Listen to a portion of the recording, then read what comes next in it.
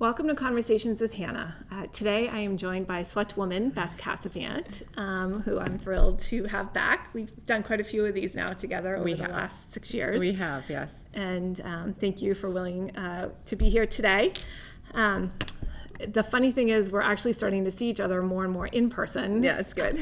Which has been so nice. But Finally. We had a couple events the last couple weeks together. Mm-hmm. The Shrewsbury Boy Scouts the other day, 5 new Eagle Scouts, which was exciting. Mm-hmm. And that was at Floral Street School, which I always love to be back at after having been a PTO president there and had all 3 kids go through there. I miss being in that school. So it was exciting to be at the Eagle Scout ceremony, but also just to be back and see a school in person. It certainly was. And it was the 5 Eagle Scouts and then some parents that also had some long-standing service to the troops that their boys were a part of and honoring them as they had finished their time with the Scouts. Yeah, it's really incredible. I love hearing all that the Scouts have the opportunity to participate in, and I'm always struck by how much time they get to spend in our country exploring the great outdoors, which is really amazing. But the parents and the Scout leaders do an incredible amount of work to make that happen for all the Scouts. And it was a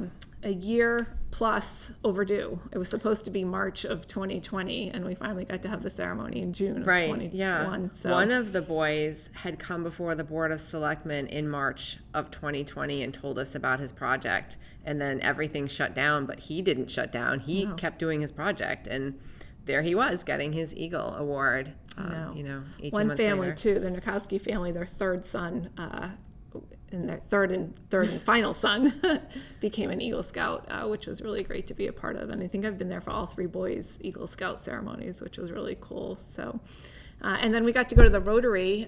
You're involved in Rotary. I just come periodically and get to see everyone and have some food. But it was great. Owen Russell had been your president of Rotary the last year and had really done a great job.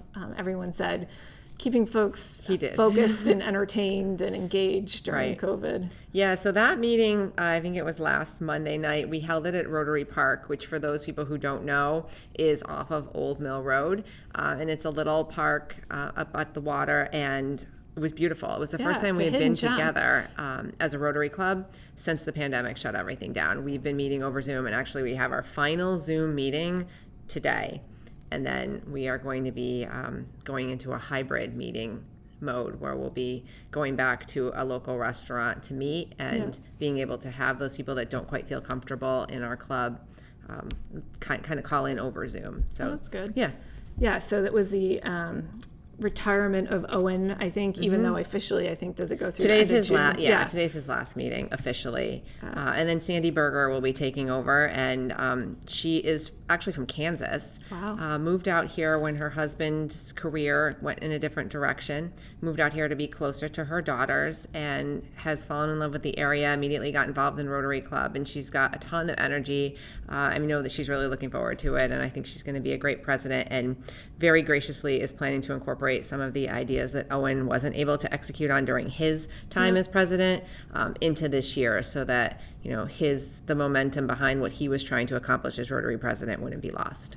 And I know you guys as Rotary members remained really active, though, even though you couldn't be in person. And you had planned, I think, the online auction that you had, which was fun to participate in. It was fun. It was our one fundraiser, and we did it online. And, the community was great in purchasing our baskets in Central One, where Owen Russell is employed, let us display our baskets and record a show there, with all sorts of COVID precautions. Yeah. But we did what we could to support the community.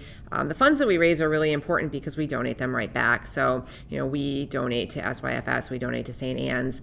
And then this year, because of COVID, we wanted to be able to thank some of the healthcare workers. And so we were doing gift cards to the people who work at Shrewsbury Crossings, just to say thank you and let them know that somebody is appreciative of their efforts. And that reminds me, we also have a fundraiser coming up for St. Anne's and SYFS and Westboro Food Pantry, the golf tournament, the 7th year you and I have worked on it together. And it's coming together great. It'll be the 3rd Monday in August, like we've had it. And that's exciting. And again, we have a full field of golfers and great sponsors who are coming back. So very fortunate to be able to do that. But that's always one of the most fun things that I get to do during the year. It is. To be able to work on that with you and to get to see everybody come together who cares so much about the community. And thankfully, Howard Grossman is our presenting sponsor again this year. So grateful for him and all the other sponsors. But it's funny, we talk about what we do together and then we leave out something so major that the golf tournament is perfunctory on our schedule. But I actually think this is going to be the 20th year. Karen ran it for 10 years, Matt did it for 3, and this is our 7th. So overall, it's a 20-year tournament this year, which is pretty amazing. You'll have to total up how much funding has been raised in the 20 years to give to organizations, because I know that St. Anne's was added when Matt took over the tournament. But overall, this is a real funding source for these. It's got to be well over 500,000, probably closer to 600,000 is my guess off the top of my head. I'm sure you'll know by the time we get to the actual date. But it's also another way that you and I get to work together, which has been something that I have enjoyed greatly. You and I met when you came to a meeting when I was working with Aaron Canzano on the effort for the ballot committee to pass the Sherwood debt exclusion, and you came to a meeting, and you had just moved to town with your family and was looking to get involved, and I sucked you right in because I recognized what a talented public servant you were going to be. Probably before I recognized it, to be honest. Yeah, I think that's usually the goal, right? Before you actually realize. I had no idea what hit me. But I remember during that you had volunteered. You're like, oh, I'll deliver pizzas and drinks on the day of the election. I was like, okay, that's so below your skill set. Like, okay. But you've done so much for our community, from everything to do with the first override, being the campaign manager for that, and then working on the Beal campaign, working on the police station, all of the volunteer efforts you do with Rotary to raise funding, the golf tournament. You served as a library trustee. And also a PTO president, which 3 different schools doing many that. Years. And then certainly now you're an elected official in your second term as a select woman. Well, I guess you were already an elected official when you were a trustee, but in a different capacity now. And so one of the things that you and I have worked on the last couple of years since I've been in office is every year there's an opportunity to think about women that make a difference in our communities. And I've tried to go back and forth between Shrewsbury and Westboro identifying women, and it's not hard to identify women who do a tremendous amount in our communities. And usually I have a discussion with you on it because I always love your opinion, and I was laughing to myself this year because I didn't talk to you about it because I nominated you as this year's Commonwealth heroine. I was laughing about that too because I was so surprised and just assumed it was a Westboro year. Nope, but last year was Westboro. I should have guessed. So it was great to be able to surprise you somewhat with that. And the ceremony was this past week. It was virtually online, so I had the opportunity to present to you in person the citation, and then you and I grabbed lunch from Dean Park Pizza and watched virtually online in my kitchen. It was on great our laptop. though. It was so good. It was great. It was just a wonderful honor. I'm very grateful for it. And I think, as I said before, if it wasn't for you, I would not have been involved in half of the things. Probably 3/4 of the things. Plenty that of I'm people would have involved in. recognized your skill sets. But again, there's so many women involved in everything that you and I are involved in. I think back to our days of garden party when it was primarily a committee of women. We had a couple of men that we let help out, but it was primarily a committee of women, raising money and raising awareness around an important issue in the community. And, there's so many worthy women for this award, but I was very grateful to be recognized this year. So I thank you for that. Well, you absolutely are deserving of it. And it was, we work on so much together that it's nice to be able to actually do something to surprise you every once in a while. Yeah, something you did a good job. Expecting. I was surprised. And because it was virtual, my parents were able to watch the ceremony. My brother was able to watch the ceremony, so you didn't have to be at the State House and able to take advantage of it. So it was great. Well, you join a list of other amazing women in the community that I've nominated: Sue Falzoy, Elaine LeBlanc, in Westboro, and also Nandana Kansra from here, and then in Westboro, Jody Hensley and Maureen Johnson. Just really amazing women who have made such a difference in our community, and so grateful for it. So, but it was fun to be able to do that together. It was. And enjoy takeout. So There's lots going on Beacon Hill, and it was when I was talking about what would we talk about, it was sort of difficult for me even to decide, what are the things that Quite a list here. make sense. A lot going on in the fiscal arena, and certainly a lot of the continuing partnership between local, state, and federal branch coming out of COVID. So some of the different funding initiatives at the federal level that have a deep impact on us here at the state and local level. And so we've continued, although, serving as an elected official, you're always in constant communication with people at the local and federal level. This past year in particular, has caused us to just, probably almost daily for a while. I was talking with Kevin Mitzigar early on in the pandemic. And then I remember Jim bringing home one of the agendas from a selectmen's meeting, and on the correspondence, I think every other thing for correspondence for a couple of weeks was just an email that I was sending to you as the board members, because there was just so much to convey that was going on, and trying to make sure that we were in lockstep about what we were doing. Yeah, but that's really important too, because it was such a confusing time, and I think that we were looking for some guidance and some answers. And I mean, I most recently, just working on this last override, we really were leaning heavily on you as a board to understand where the federal funding was going to be coming down, and try to understand how that was going to impact our decision around an override. And without that connection, I mean, we really wouldn't have had the information that we needed to make some decisions. So we're grateful for that. And it takes a while too. I mean, people think when something passes Congress and the president signs it, that it's immediately available. And that's just sort of, they've signed the broad parameters of what they're up to, but all the rules and regs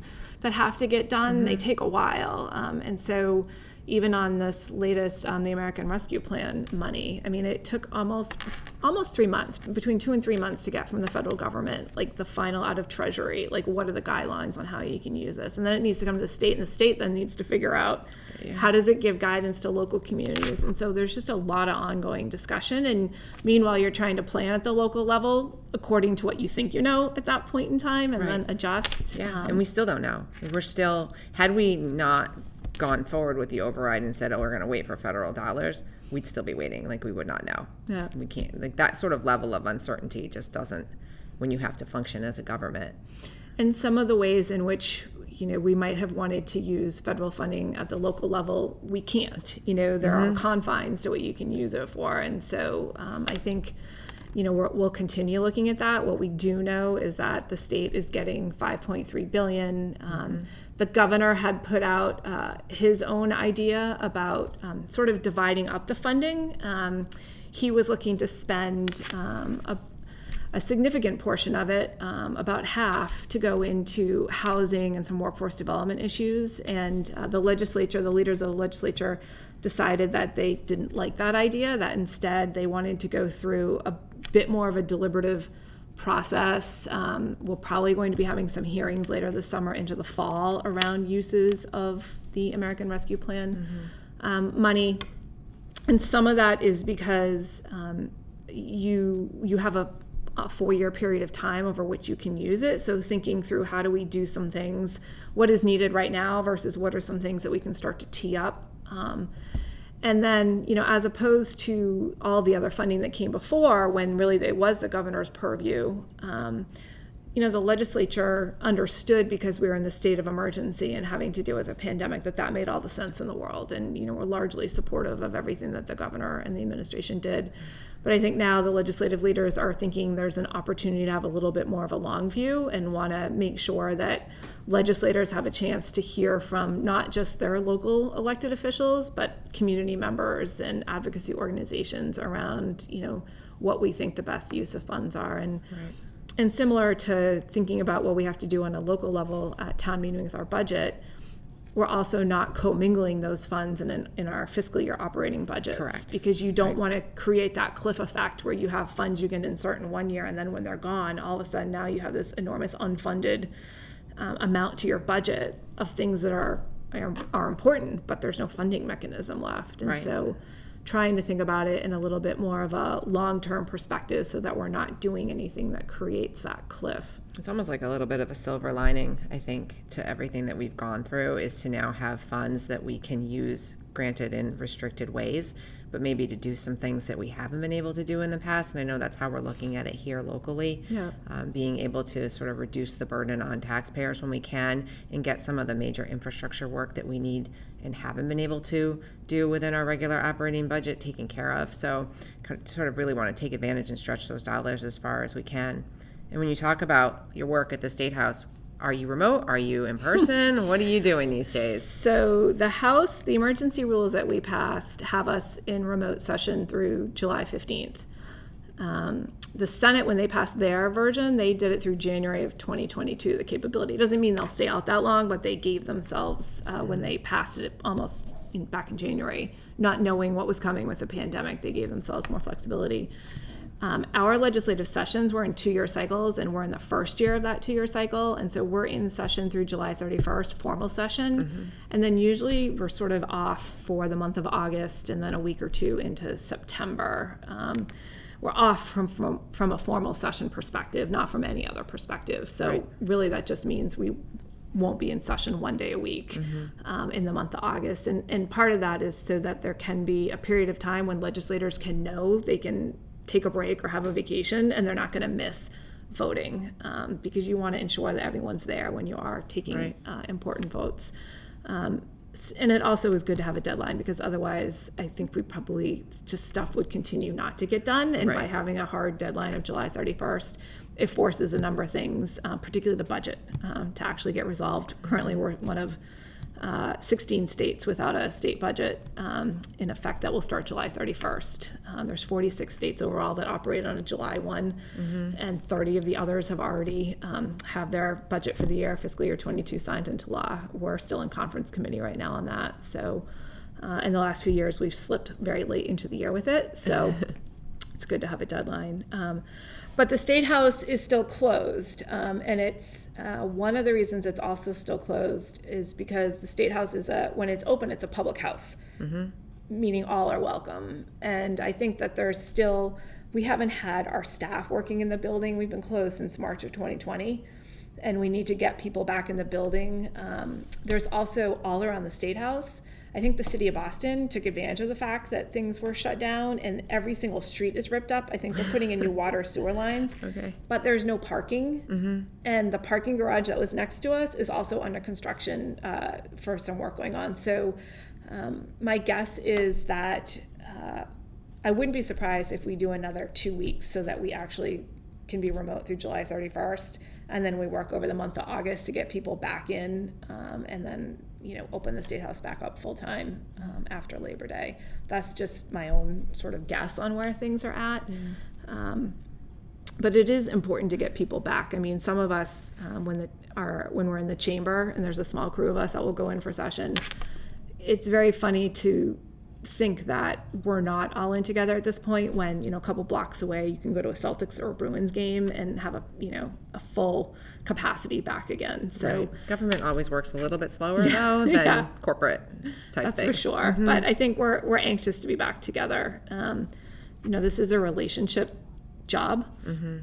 And it like everything else, there's some benefits of being online. I don't miss the commute at all. That's one of the things I'm not looking forward to, because I've gained back those 3 to 4 hours a day into my life to be able to do work when I'm not commuting in. But I also, a lot of how we advance things and we have conversations as legislators is in person. And so I miss a lot of that, and I miss having the opportunity to meet with staff. I've seen my staff member twice for 16, 17 months now. And it's just odd to not be able to have any time sort of together to work on issues. So I'm anxious to be back in the office for that perspective as well. Right. I can imagine that.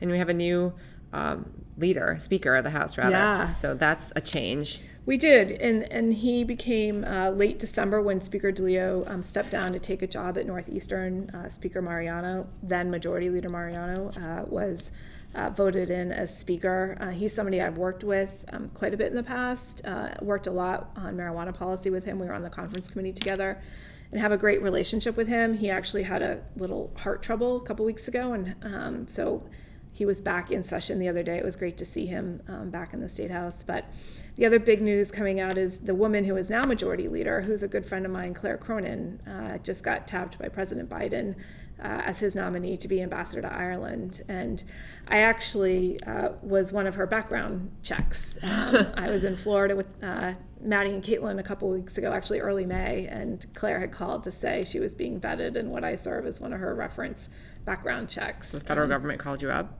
Yes, yep. How does that come up on one's caller ID? Well, I knew the name of the person who was going to be calling me, so I recognized it, and it was great. But I had to keep the secret for over a month, and so it was exciting to finally see it come out in the paper at the nomination to happen. And Claire is somebody who she and I have done legislation together. We've passed legislation together, and she was when I went to Israel a couple years ago on a trip. She was also on that trip, so really had an opportunity to get to know her really well, and I think she'll do a great job in this position. She led many of the most complicated efforts in legislation the last couple of years as chair of Judiciary before becoming Majority Leader, and so she's got a great skill set at negotiating and trying to find a path out. And certainly in Ireland, there's a lot of pressure right now from the exit from the European Union that's creating sort of a renewal of conflict that had been put to bed for a period of time. And so I think she's got a good skill set. And another individual who had served as a legislator who then went on to become ambassador was a former senator for Maine, where I grew up, George Mitchell, many years ago. So I see a lot of parallels in terms of the work that she's going to need to do as the work that he did, helping with the accords over there. So I'm happy for her, and I can't wait to go visit. It's an exciting opportunity for sure. But there's a lot of influx actually right now. A couple of my colleagues are looking at running for statewide office. So I think this is going to be, every once in a while, there's a big year coming up where there's a lot of change in the legislature, and I have a feeling that this next election cycle is going to be one of those. So we'll see what ends up happening with the Majority Leader position. It's the number 2 position in the State House. When Speaker Mariano appointed Leader Cronin to it, she was the first woman to hold that position. So we'll see if the new person who assumes that will be a woman. Right. But lots of opportunity, I think, coming up in the next couple of years for some changes at the state level in terms of people in different positions. And certainly we're still waiting to find out if Governor Baker and Lieutenant Governor Polito are running for re-election. And so that whether they do or don't will set off a whole firestorm. It's always a chain reaction. But I think there's just a lot of churn in general, people changing jobs right now. And this is a job, right? I mean, you're elected to it, but it is a job. And the pandemic's made people want to look elsewhere or want to do something different or want to try something they maybe didn't think they were interested in before. So I guess the State House isn't immune to that either. And it's changing the way we work too, which has been something that we're paying attention to. I spent a lot of time working on transportation issues and have been, we were unsure what was going to happen coming out of the pandemic. Would people stay remote? Would they do hybrid? And so I think the good news is many companies are becoming much more flexible, and there's certainly benefits to the companies in terms of how much of a footprint they need to have for an actual physical office space. And I know your husband has been working from home. No footprint anymore. Just the ones he makes in the house.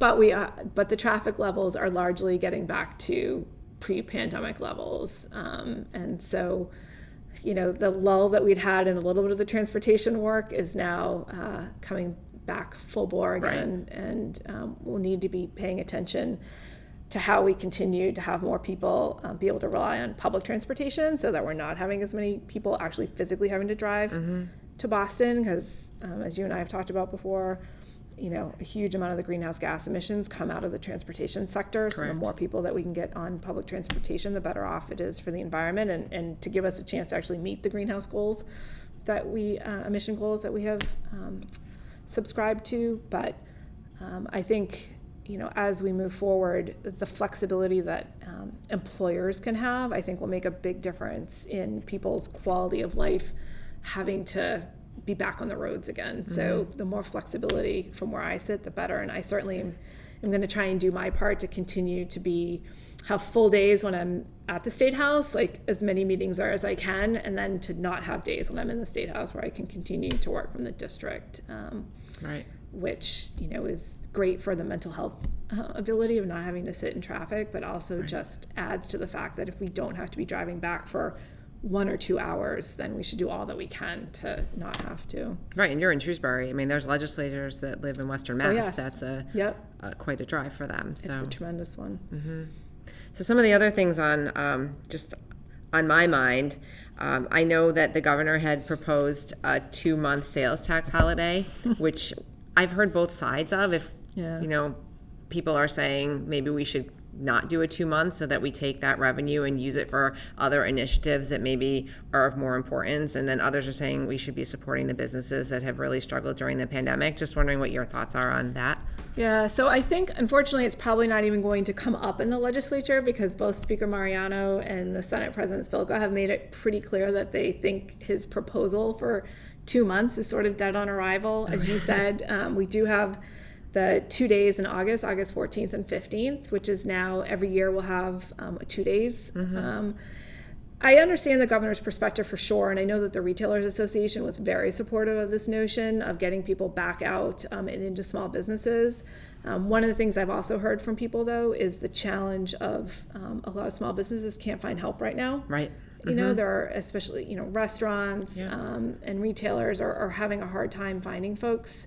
I think, I certainly appreciated the governor putting it out into the conversation, because the reality is we have collected more tax revenue than anticipated. We're about almost $3.5 billion above what we had anticipated in tax revenue. And so he's looking into the next fiscal year saying, doesn't appear that trajectory is going to change. So why would we be taking in more money from taxpayers, in this case through the sales tax, than we believed we needed in order to fulfill our budget? But as you said, there are people who believe that if people are out back spending, that, why not put that money again towards some of the bigger priority funding areas that we might not have been able to do in the past. Right. So, but I think, the governor started a conversation, and I think sometimes, I see these things as potentially conversation pieces that you want to have to your benefit to continue to talk about what's the right amount of taxing of people, Sure. moving forward, and then what are the best uses for that funding. So, personally, I think 2 weeks in August, as you get kids ready to go back to school, would be great, because 2 days is tough. Right, but 2 weeks would have been like a good, and maybe he thought that that's what, we would compromise on, but we'll see whether or not it comes up for us. And we're out of time. Already? There's a lot more here to I talk know. about. I told you it's always more than, but I appreciate you being here with me, talking about these issues. Yeah, it's fun. And again, congratulations on being one of the Commonwealth's heroines. We're so lucky and fortunate to have you here in Shrewsbury doing all the great work that you do. So thank you. Thanks very much for having me here. So join me again next time on Conversations with Hannah.